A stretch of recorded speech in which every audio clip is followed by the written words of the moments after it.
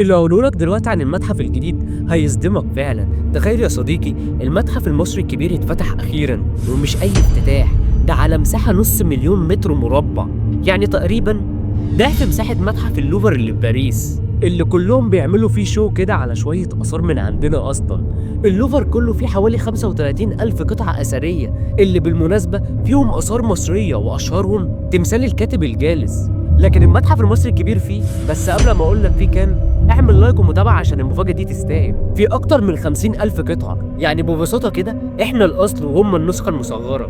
وأجمل حاجة إن المتحف هيضم كنوز الملك توت عنخ آمون كاملة لأول مرة، الذهب والقناع والعرش والعصا، كل حاجة. وكمان في تمثال رمسيس التاني اللي واقف قدام المدخل، عامل هبة كده تخليك تقول تحيا مصر من غير ما تحس. ده غير ان المتحف بقى ترند على تويتر من اول يوم، الناس كلها بتتكلم عنه من كل حتة في العالم، وعقبال كده ما تكون قناتنا احنا كمان تبقى ترند. ولو وصلت للنقطة دي اعمل لايك وفولو يا نجم، عشان لسه في فيديوهات كتير جاية عن المتحف الجديد.